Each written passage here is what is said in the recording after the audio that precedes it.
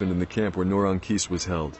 Muhibullah says in the camp where he was imprisoned, women were repeatedly dragged off into the bush and raped.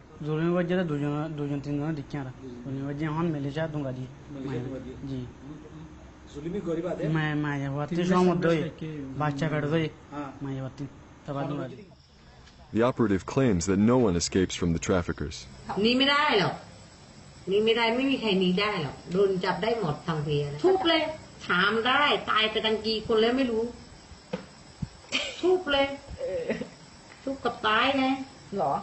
She says the trafficking profits are way up thanks to the surge of Rohingya refugees. Top bosses are making a fortune, leaving plenty of money to pay off Thai authorities.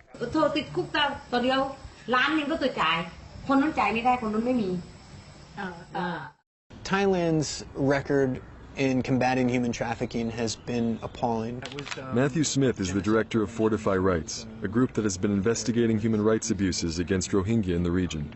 In some cases, Thai authorities are actively participating in the trafficking in persons. And this has been going on for a very long time. This includes the transport and sale of Rohingya refugees from Thai detention centers to traffickers operating the jungle camps. In June, the U.S. State Department downgraded Thailand to its lowest ranking for failing to combat human trafficking. It cited corruption at all levels. Since I was here, my first priority, I said, no more human trafficking here in the south. Tachai Pitanilabut is commander of immigration police in southern Thailand. I already arrested about 3 or 4 gangs, big gangs that do the trafficking. But so far, Pitanilabut has not brought any charges against Thai police or officials. There's been a lot of talk about corruption in the Thai government and among Thai authorities. I still cannot find anyone, like good evidence. Pitanilabut says trafficking bosses protect themselves with layers of operatives who do the dirty work. These men were rounded up last year. When we arrest someone here, it's very difficult to get evidence back to the big guy. They have lots of money to hire a good lawyer. The commander says the traffickers are adapting to his enforcement efforts by shifting their location. And now they are going deeper and deeper in the jungle. This footage was shot during a recent raid by Commander Tachai's forces on a remote camp near the Malaysian border. As the last frontier most Rohingya refugees must cross, it's the epicenter of trafficking operations in the country. Hundreds of refugees were at the site. Some were too weak to run away.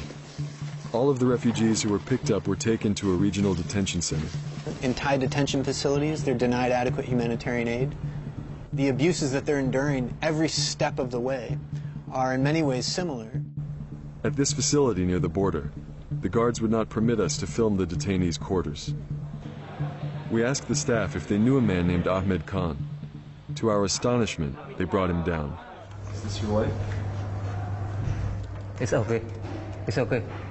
My wife, Nur Ankis. That's named Nur Ankis.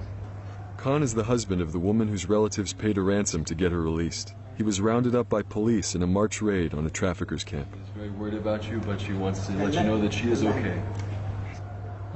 Shukriya. It's very much. Thank you. I wala bishi veture. I aju the handi be wala bamala bishi veture. Ara ermada chide ara bioi de banai bosor. The guards didn't understand the Rohingya language, so we were able to ask Khan about the conditions upstairs. He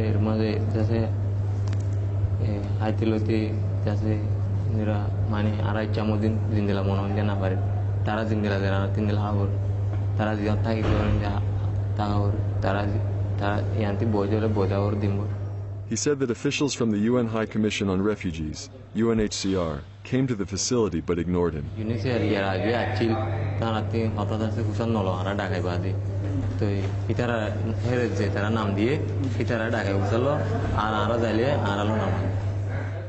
Last year, about 1,300 Rohingya detainees were deported back to Burma. More than 200 are still languishing behind bars in Thailand. The UN is mandated to protect refugee populations, and right now the UN is not living up to its mandate in Thailand. This is an objective fact.